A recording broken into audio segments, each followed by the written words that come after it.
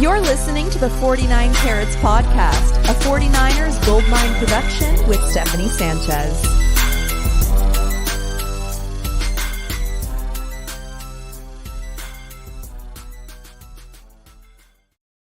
What's going on, everyone, and welcome to another edition of the 49 Carats podcast. We are 2 days away from the draft. A lot of talk is building up, especially around Deebo Samuel. We actually just heard Tony Pauline talking about it a little bit ago. He pretty much said he's 70% sure that the 49ers are going to be trading Deebo Samuel, and then if he does, it's going to be to the New York Jets. But today we are going to try to focus as much as we can on the offensive line. And we heard about some Alex Mack news very recently. And so we're going to talk about some potential replacements for him, as well as some other offensive line targets that they can address in the draft. And to do that today, I am joined by Javi. You guys all know who he is. He's a legend around these parts, host of the 4th and Gold podcast. He was at the Senior Bowl, so he is very familiar with a lot of the prospects that we're going to be talking about today, as well as he's had several player interviews on his channel. Javi, how are you doing today? I'm good. You guys always introduce me in like this really like high praise. I'm just a regular guy, guys. Yeah, I appreciate it, Steph. I'm happy to see your channel growing and everything that has become of the 49 Carats podcast. And of course, shout out to Angie Wrights. Right, she's moved up in the world too. So this podcast has gone, from small beginnings to it's gotten much bigger. So it's all product of what you and Angie had done. So shout out to you guys. Appreciate you having me. Right on. Really quickly, before we talk about offensive line, just want to get your 2 cents on this whole Deebo Samuel mess. Are you hearing anything in particular?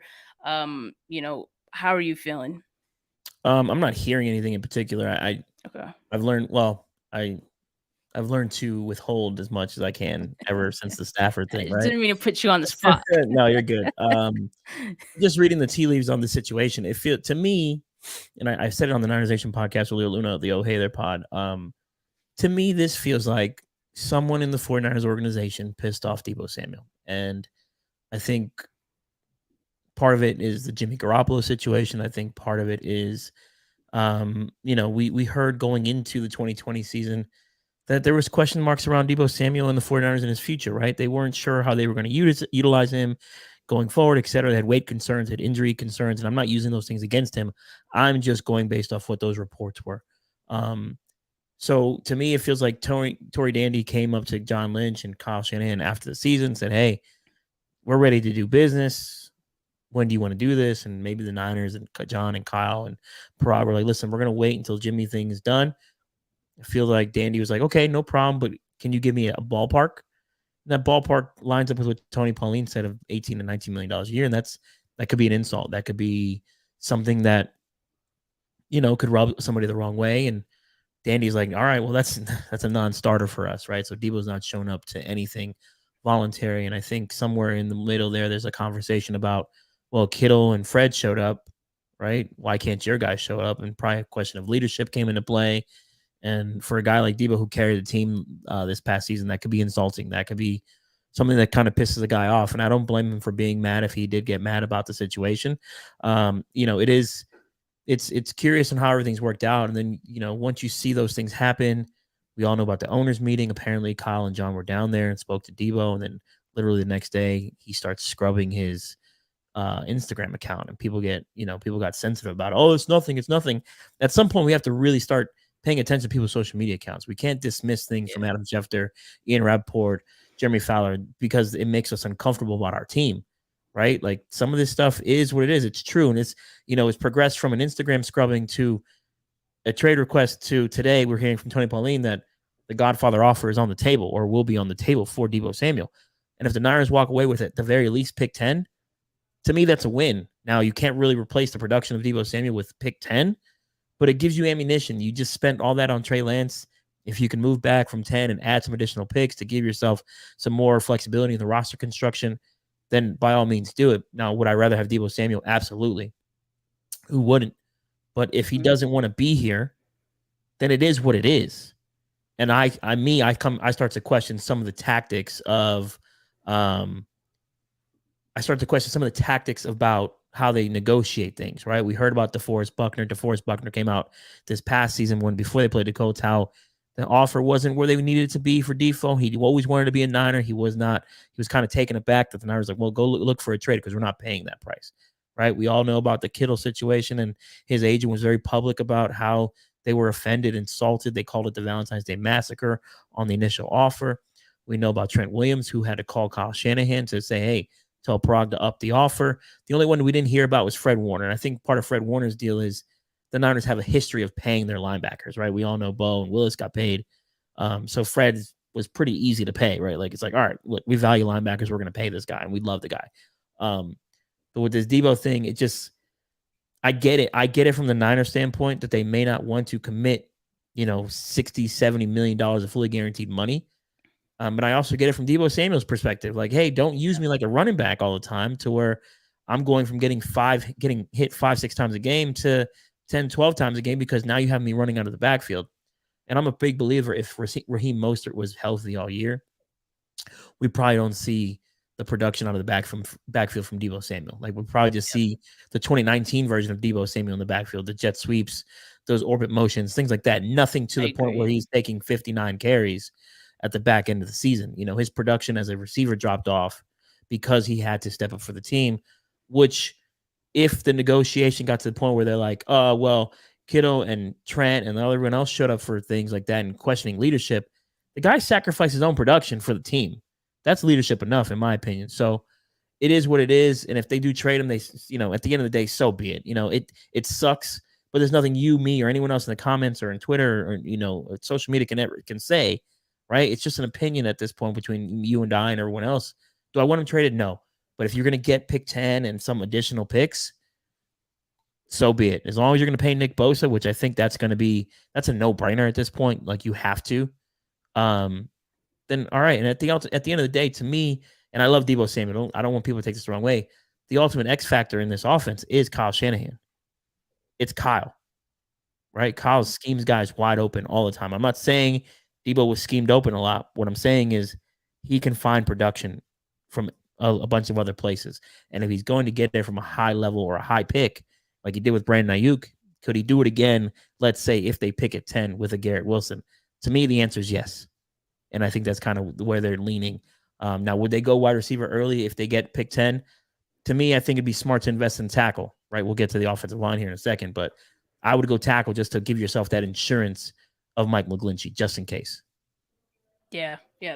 I mean, all good info. I think 49er fans at this point are in the stage of acceptance. We've already had our moment of grief and, confusion and anger and what have you. But I think now we're at the point where, okay, if the 10th overall pick is involved, I feel a little bit better. And you mentioned some wide receiver options. Actually, I had a wide receiver, running back, and tight end draft preview yesterday with Josh Taylor. And we did talk about a lot of the top wide receiver prospects that the 49ers can target. And so after you guys watch this, make sure you hit my YouTube channel and watch that video as well. It's also up on streaming platforms, so check that out. If you guys are watching, make sure you like and subscribe to this video. But all right, let's talk about offensive line, because there's plenty to talk about there as well, especially with Alex Mack. And we can assume that at this point, he is probably going to be retiring just based on the way John Lynch spoke about him. He said he was going to have something to say soon. You don't have something to say if you're just returning for another year, right? So before we look at potential offensive linemen or replacements for Alex Mack, let's look at the current state of the 49ers offensive line. Well, you have Trent Williams. He's the unquestioned starter at left tackle there. We have Aaron Banks. I mean, John Lynch, the way he spoke about him, it seems like he's ready to potentially start, at the very least, compete for a starting role, and maybe that's at the left guard position. We also have Colton McKivitz, Justin School, who, can serve as a swing tackle as well. I have Alex Mack there because he is still part of the team as of now, but we assume he's retiring. Behind him, there's Jake Brendel. Another name that has been popping up, obviously, as a center option is Daniel Brunskill. He has been a backup, and he has started as a center there in the past when needed. And so he's certainly an option. I guess we'll find out how they feel about Daniel Brunskill based on how early the 49ers draft a center in this draft. Some other names here. Jalen Moore. Again, John Lynch spoke pretty highly about him. He's excited about him. He's ready. He said all the things, right? McGlinchey, it seems like his rehab is going well. So at the moment, I'm not worried about him at right tackle. And, what do you think about this group, Javi? Besides Alex Mack, are there any other needs that the 49ers have here? I think so. Real quick with the Alex Mack thing, I think John let the cat out of the bag here. So they asked him, has center Alex Mack made a final decision on whether or not to continue playing? To which John replies, not a final. We've been in discussion with Alex, communicating with him, and I think I would say the common theme here today, I'm not going to speak for Alex on that. I think at the appropriate time, Alex will comment on that. If you knew your guy was coming back, you'd say he's coming back. Yeah. Right? I think that's fair to say. As far as the offensive line goes, Trent Williams, probably the best offensive lineman in football. Aaron Banks, shout out to Jordan Elliott and Jason Aponte and Brad Graham, who were at the combine. They had spoken to several people, and Aaron Banks' name came up unsolicited, right? To where a lot of these folks are saying, hey, this guy is a really good player. He's going to be a good player. So I feel pretty confident in Aaron Banks. I like what Colt McKivitz showed in the Week 17 game against the Rams. He showed some positional versatility. That's a guy you might want to keep around. I still have questions about his arm length because I don't know if I want him playing tackle, right? I'd rather him be a guard. Could he play your right guard position next to McGlinchey? That is possible, right? Justin School, he tore an ACL, so we'll see how he's recovering from there. I don't know that he's a guy that's going to be making the roster, because he was a borderline roster guy at the beginning of last year anyways, before he tore his ACL. Alex Mack, we just talked about it. If he's back, cool. If he's not, also cool, because you still have to plan for the future anyways. Whether he was staying this year or not, they need to draft a center. Jake Brendel, I thought he was okay in the preseason, but again, I've been screaming for a center for like 3 years. Kyle Shanahan has ran through centers like he runs through running backs, right? Daniel Kilgore first year. Then you go and pay Weston Richburg. Then he doesn't, he gets injured back at the beginning of 2019. You have Brunskill at one point was a center. Grassi was a center. Ben Garland was there. Then, of course, what's his face? Oh, my God. Daniel Brunskill played center. Like, you've gone through so many centers over 5 seasons.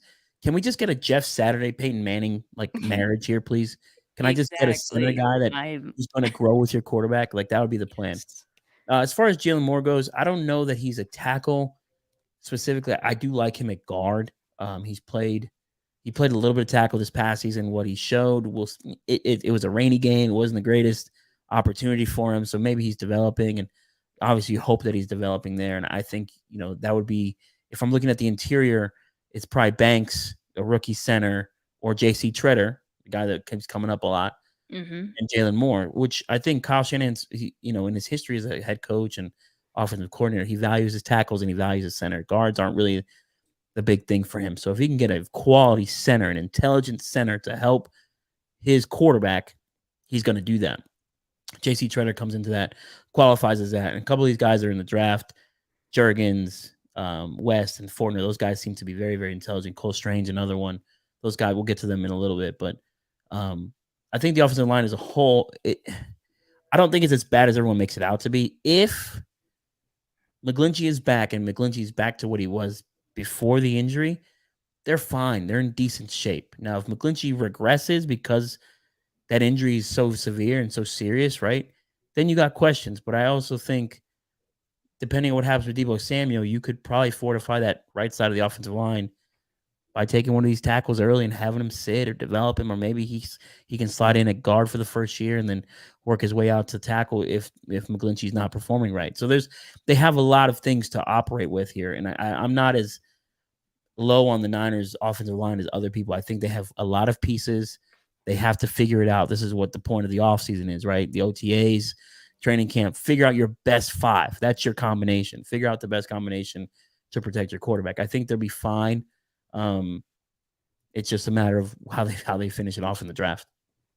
Yeah, I agree. And JC Tretter is an interesting name because a lot of people say that, Kyle Shanahan has only had vets at center.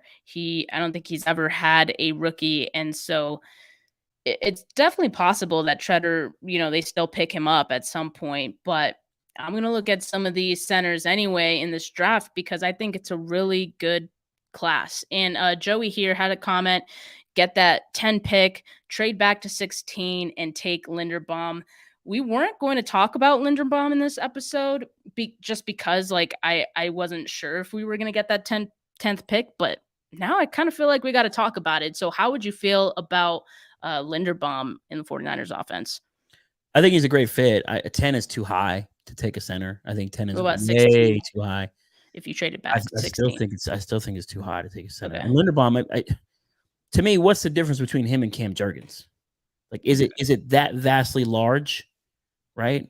Or or Luke Fortner or Donovan West is his talent that much greater than those other guys you can possibly get later, right? So this is why I bring up the tackle situation. If you're at 10, let's just say the Niners get 10, and you got Linderbaum, and for some crazy reason, Charles Cross is still sitting there, right? Or you got Garrett Wilson, I would probably bet that the 49ers front office has Charles Cross higher than Linderbaum on their draft board, right? So you go tackle, especially if you don't know if you're going to extend McGlinchey after his 5th year, right? You're turning that roster. And if you can get a Cam Jergens at, let's say, 93, to me, that's a win-win. Now, Linderbaum, I know people really, really like him. I like some of his tape. I think he has an issue with anchoring at times, but that's playing Big Ten football. There's a lot of physical guys there. You got guys at Ohio State, Penn State. They had a lot of talent, so there's some things there. I don't know that these tackles will be there at 10, right? But this tackle class is pretty damn strong, and if you can get one early, I would invest in one early just because I'm not certain on McGlinchey. I think I'm hoping he's okay. But there's always a question mark of what if with him. So that's a big deal. But I'm not going to be screaming at the TV like, no, why did you take Linderbaum? It'd be fine. But at 10 is high. 10 is too high. At 16, then yeah, it's a little bit more palatable. But yeah, I've actually been hearing, I've seen some people say that Linderbaum might not even, he might fall out of the first. So yeah, that definitely makes sense. There, but let's talk about some of these other guys that could be had maybe in the second round, the third, and beyond that. Before we do that, I just wanted to go over some of the offensive line visits that the 49ers have had. There's a lot of guards here. Couple centers. I mean, you see Cam Jergens, Cole Strange as well, and we'll talk about those guys. Just wanted to, point this out. This is all relative information leading up to the draft, and certainly would suggest some interest. So we'll talk about some of these guys. Let's start with Cam Jergens. Rand Carthon was at Nebraska's Pro Day. Yep. You can say maybe he was looking at Samori or someone else. They did have a lot of talent, but Cam Jergens seems to be a very, important guy for Nebraska, someone that I think the 49ers would have a lot of interest in this draft. 2,066 snaps in 3 years. In 2021, he allowed 0 sacks, just 13 pressures. The question is, does he go before the 49ers pick? Let's just say there is no Debo trade. The 49ers are picking at 61. Does he even make it there? Yeah, I think he makes it there. I think he makes it there. Absolutely. If Linderbaum is falling, out of round one, then most certainly Jergens is probably going to be late second, early third round pick, right? Could he be there at 61? Yeah, I think he'll be there at 61. I think he might also be there at 93, right? It just depends on how some of this stuff falls in the draft. He's a center, right? I mean, you could some of these guards like with like the comment here, Quentin Nelson, but Quentin Nelson was a top 5 pick, on everybody's board, right? Like that was something that was very, very league known around. Everyone knew he's a top 10 pick, top 5 pick, depending on who you ask. With Jergens and guys like Linderbaum, they're falling for a reason, and those reasons they have question marks in their game, right? I like Jergens. I think he'll be fine. I think he's a great blocker. I think he gets to the second level really well. Fun note, and I think it's important to note this, is Joe Staley's working out with him. Joe Staley has been working with him for months. We love that. And that's a good thing, right? We all know Kyle Shanahan values Joe Staley, and Joe Staley was considering joining the coaching staff. So how much intel is he providing the Niners when it comes to Cam Jergens? I think Jergens is a physical guy. I think he's very, very violent with his hands. He's got good feet, but there's times where he gets blown up, right? What is he going to look like against an Aaron Donald? What is he going to look like against guys who are much larger than him, who get a little bit more leverage? Now, he's 6'2", 6'3", right? Some of these defensive ends or defensive tackles are going to be in that 6'5", 6'4", 6'5", 6'6" range, and reach matters. How does he perform against those guys? And that's the question. But I do like what I see. I do like that he's an outside zone guy that works for them. I think the Niners are going to go to a little bit more inside zone in 2022 with the Trey Lance and potentially Trey Sermon and Elijah Mitchell combination. I think that's kind of what they're leaning towards. I would not be opposed to Cam Jergens. I just think he's a guy who's going to need a little bit more time, probably an NFL weight room to get a little bit stronger, right? Put on maybe 10, 15 more pounds to help him out. I don't think that's going to affect his movement skills, because if you talk to scouts, they feel like he can probably add another 10 to 15 pounds and just fit. He won't lose much, if anything at all, and that's a plus. So he's got ability to grow into his body, and I think that's a big deal when it comes to centers. Alex Mack was pretty similar in that sense when he came into the league. Yeah, and who knows? That could be the reason that the 49ers prefer veterans, someone who's already polished, rather than the rookies that you kind of have to mold and work on. I don't know if Kyle Shanahan has that sort of patience, but let's look at the next name here on the list. We have Donovan West out of Arizona State. I know Brad, our resident offensive line expert, like he's talked a lot about Donovan West, and he seems like him, someone that could potentially go in the third or later. How do you like West? I like West. I haven't studied West too much. I know our guy Brad likes him. 40-yard dash, 5.527, broad jump 112. Or I'm sorry, 11.2, whatever it was. He's got some really good size, good physical skills. I just think I don't know. He was moved to center late in the season, or late in the process. So I don't know how much familiarity he has with being a center. I think he's more slated to be a guard. To me, I feel like Wes is going to fall. I think he's going to be a guy that goes in round 5, round 6, right? I don't think he's going to be a guy that is going to be sought after, in early part of the draft. He's got 2 position flexibility, play guard, can play center. I already said that. He's got some really good hips. He's got good football intelligence. I do like what he does with his hands. So he has a lot of tools to work with. And of course, another thing with the Niners, they love familiarity, right? Arizona State, Herm Edwards, John Lynch, they have a, really good working relationship. Kyle and John would benefit to talking to Herm about his former center and how he operates in the offense and what he can do. He does got good lateral movement skills that you can see on the film here. It's just a matter of, can he get better at, with his hand striking and his anchor and his balance in the run game. So it just depends. The Pac-12 wasn't very good, right? He does miss on some blocks. He does miss with his hand striking. It's just a lot of things that he's a developmental guy, right? If Mack is going to be here for another year, then yeah, I'd say take West late and let him learn. But I would not invest in West super early. That's for sure. Okay. Yep. That all makes sense. All right.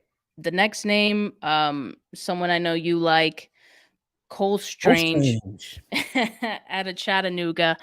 And I do have some of his Senior Bowl highlights. And the thing I like about him is he's played a lot of positions on the offensive line, left guard, left tackle.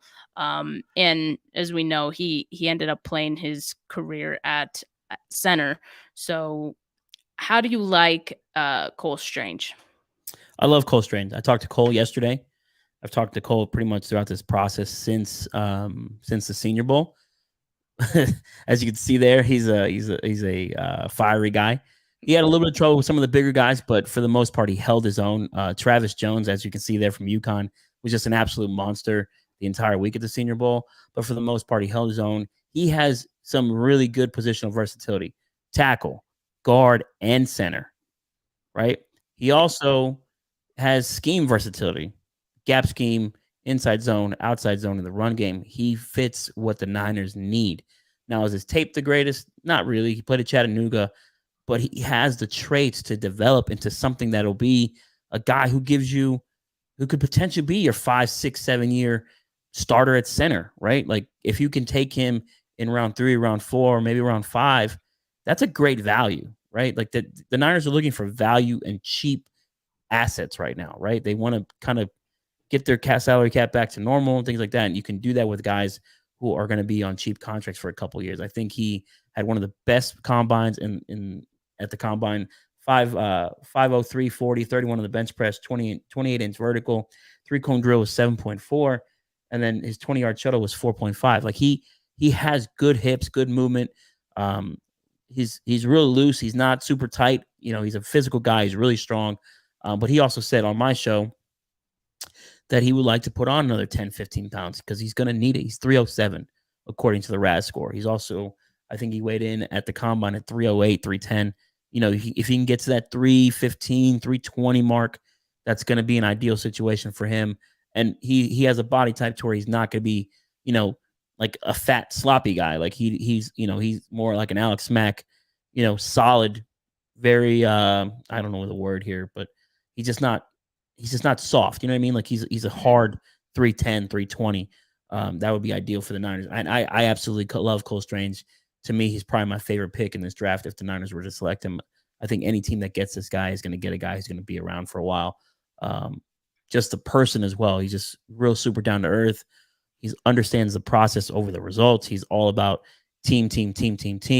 No bullshit on the outside, off the field stuff. It's just him, his girlfriend, his dog, and that's it. Like that's just what it is. That's what he gives it to you straight up, and I really appreciate it about him. Yeah, and look at all the green on his RAS chart. I mean, this is just obviously he's very athletic. I mean, you talked about all the versatility that he has and he provides, and I can't imagine the 49ers not loving that. So definitely an option for them. Would you say he would go in the third round range? So in talking with Cole, he was saying that he had heard 4th, 5th round. Okay. I'm going to believe him because he's the player, right? He's the one hearing from teams. So yes, yeah. I would probably lean with him 4th or 5th round, but maybe he can jump up back end of the 3rd, but you also see stranger things. He could fall beginning of the 6th, right? Like there's some, how these teams are, right? Oh, he played at Chattanooga, it's like sometimes you have to just trust your eyes and what you see on tape. Like he's got good tape. It's not the greatest. Excuse me. That's why, and that's why Senior Bowl performances are so important, because those smaller school guys that get invited have that opportunity to go up against the other big names, the other big school guys, and show what they have. And I think Cole Strange did that. So definitely an option for the 49ers. And as Javi said, someone they can get later in the draft, but they'd be getting very great value, someone who can potentially start for them right away. Next guy, Luke Fortner, out of Kentucky. He's actually one of the older prospects. I think he was at Kentucky for 6 years, or he was in college for 6 years. So, but who knows? Maybe that's something that Kyle Shanahan would like, because we were talking about the fact that Kyle Shanahan likes, his veterans at center, someone who's a little more polished maybe. So what do you like about Luke Fortner and his fit with the 49ers? 1 second here. Okay. Here we got some clarification on the Debo thing. Sorry. Tony Pauline says the league executive told him Jets will get Deebo Samuel. That number 10 pick belongs to San Francisco. He goes on to say there are rumors tonight that they have told Deebo he can seek a trade. Thoughts around the league is Jets will make an offer they can't refuse. So there is the actual quote there. There we go. So sorry to interrupt. But yeah, No. I do like Luke Fortner. He's another guy. But again, everyone see I'm not a big Raz fan, right? Raz score fan, but some of this stuff matters, right? Slower 40 time. You need, if you're going to work in this offense, you need to be able to get to the second level, right? Yeah. 5-2-1 is not ideal. The Niners probably want that to be 5 flat, right? 4-9, somewhere in there. 20-yard split, they probably want that. It's 2-5, 2-4, right? They want that. 10-yard split, they probably want that at that 1-7, 1-8 range, which he qualifies for that. And then his 3-cone, this is a big deal. I'm sorry, the shuttle, that's a big deal for the Niners. Like those things matter. So is he a guy that's he's a bigger guy, right? He's not a bigger guy, but he's at 307. He doesn't have the movement skill that you want, but I do like him as a blocker, right? As a pass protector. I don't know about in the run game. I think that's part of the issue here with Luke, but you see it here going against the guys from Alabama. He holds his own. He's, one-on-one drills are excellent. He does what he needs to do here. But Kentucky, they just weren't very successful in the run game most of the year. But I do like Will Levis. I think he played pretty good. With Fortner, it's just you can see it there. He's getting stood up. He's getting pushed around a little bit there on some of these drills. And then, of course, at the Senior Bowl, he's getting pushed back there. Like, that's not really a win on some of these reps. He just has to have better hand control, better anchoring. You can see he gets off balance pretty well, gets too high with his pads. There's a lot to work with, but he has to be able to, keep developing. I think it's another guy. Could he go 4th, 5th round? Yeah, probably, and that's a value pick to me. But I think the value of having a guy like J.C. Tretter or Alex Mack ahead of one of them, is ideal when it comes to the center position. I think Kyle's looking for a particular center, and at the end of the day, I think it's going to be one of the other guys that we talked about earlier. Okay, and that's totally fair. Maybe someone like Fortner can come in the scenario in which maybe the 49ers do bring in Tretter after the draft and you pair him with someone like Fortner, someone who's not as polished, a little bit raw, and still has some things to work on. That's always a possibility for them. So that's one option.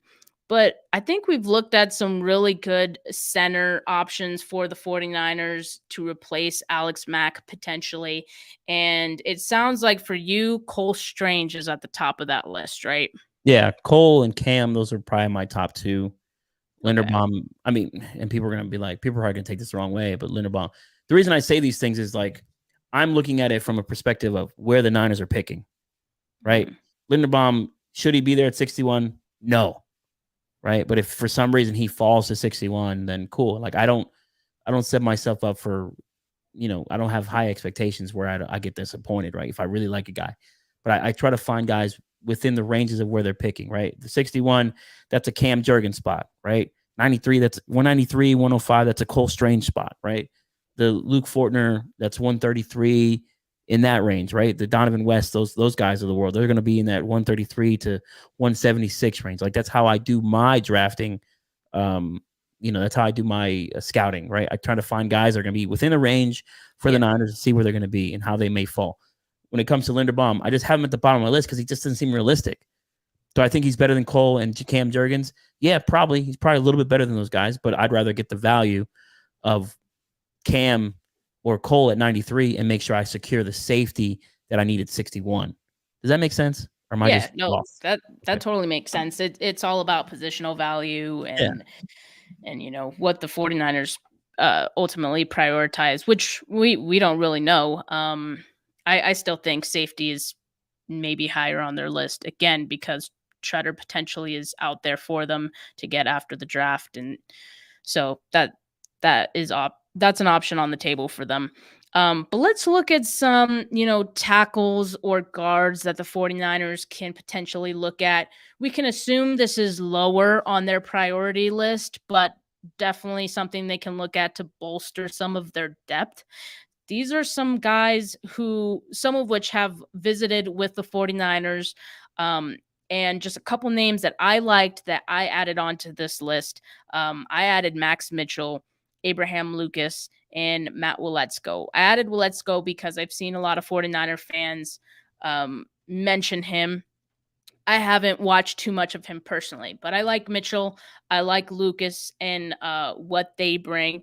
So just let me know what you think about some of these guys. You know, you don't have to go through everyone. I know you've had Sean Ryan on your show, so I'm sure you could provide us some information or a little more depth on him. Yeah, I'm with Sean Ryan. Shout out to Sam Miser of Steinberg Sports for getting that interview set up for me. So, but Sean, we know the Niners love positional versatility, right? Sean played tackle, guard, and center under Chip Kelly. We all know Chip Kelly is not very scheme specific, right? He has his own kind of multitude of offenses that he likes to run, which gives Sean Ryan a really good advantage if he's going to the NFL. He understands different offenses. With Sean, he only allowed 2 sacks. 2 sacks in 3 years. Again, I'm going to say that loud. 2 sacks in 3 seasons. That's impressive, right? Against the Pac-12. Say what you want about the Pac-12, but the Pac-12 had some really good pass rushers the last 3 seasons. And 2 of them are coming out this draft. Drake Jackson and Kayvon Thibodeau, right? And neither one of them have a sack against him. He dominated both those guys, like significantly. Like he made them irrelevant in those games. Sean Ryan is a guy that I like for the Niners to play guard. I think he's going to be a guard in the NFL. I think he translates as a guard. I do like his positional versatility. I like his scheme versatility. I just like the person as well. Another thing about some of these guys with doing these interviews, and I think the Niners value this stuff. You know, he's a football guy, right? He's not a me guy. He's a team guy. Again, another guy that understands the process. Playing under Chip Kelly, who would coach the NFL. Say what you want about Chip. As an NFL coach, he understands what it is, how the NFL operates. So he's teaching these guys these things in college too. So that matters. You know, I think Sean Ryan's a guy that, you know, I think Niner fans should pay attention to that name. And it's a name that's probably going to go earlier than people think. And this is a guy that could be at 61. Because from my understanding, Sean has been asked to play center as well by a lot of teams. Okay. Right. So and I would assume, he hasn't said anything to me about this, but I would assume that the Niners probably asked him about his center versatility and his positional versatility there. Right. Yeah. He's a smart kid. I like everything about Sean Ryan. Not just because he gave me 45 minutes of his time. I just, you know, you talk to these players, you get to know them a little bit. Yeah.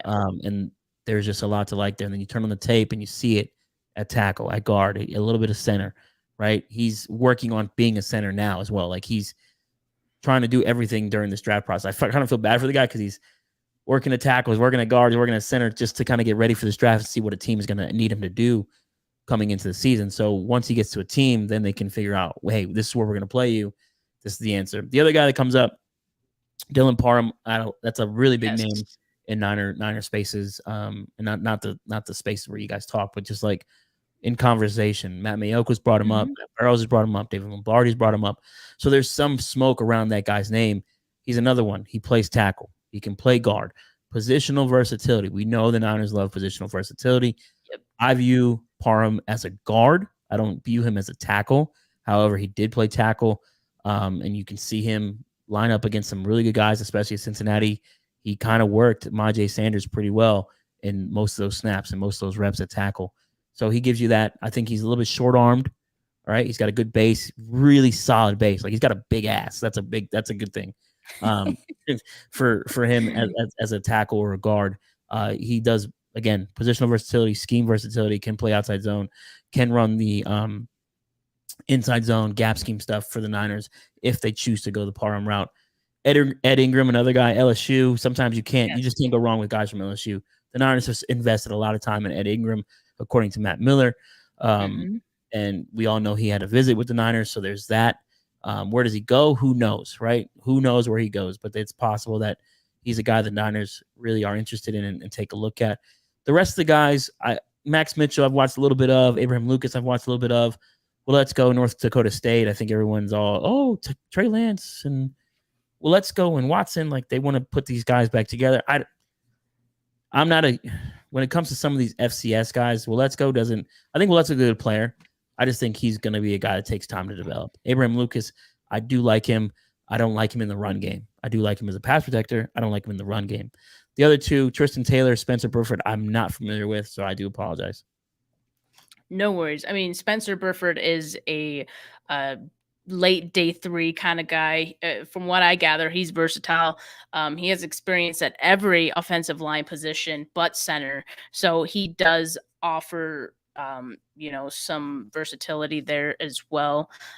Tristan Taylor, he was the program's all-time leader in games played. So that speaks to, probably his health and his availability, which is always a great deal when you're playing offensive line. As far as Max Mitchell goes, he's someone I watched. He can play both tackle spots and some left guard as well. So also versatile. I thought he was very solid in pass protection, good run blocker. And the one thing I liked about him is that his quarterback moved around in the pocket a lot. And so that's something that I noticed. And I thought that was something that he handled very well, because a lot of offensive linemen don't always deal with that. We saw when Trey Lance started those 2 games, the offensive line, they weren't really used to that. A quarterback who moves around in the pocket, and there's definitely some different body movements associated with that. And so I thought that's something that Max Mitchell, does very well. That struck me as something that maybe the 49ers would be interested in. Abraham Lucas, I thought he had a solid base as well. If he does get pushed around, he'll kind of still be able to push his guy away from the pocket, which I thought was pretty great. And no problem getting to the second level with him. He blocks with some good power.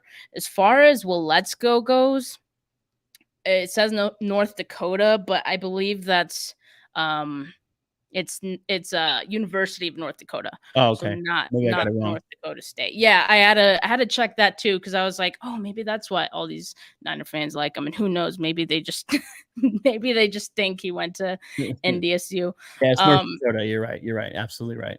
Yeah. So I have him as a undrafted free agent type of guy, to be honest with you. So yeah, he might be. And like I said, a lot of these guys that they visited with, they're in that day 3 fringe undrafted kind of guys. And so that kind of tells you where they kind of prioritize these other positions on the offensive line.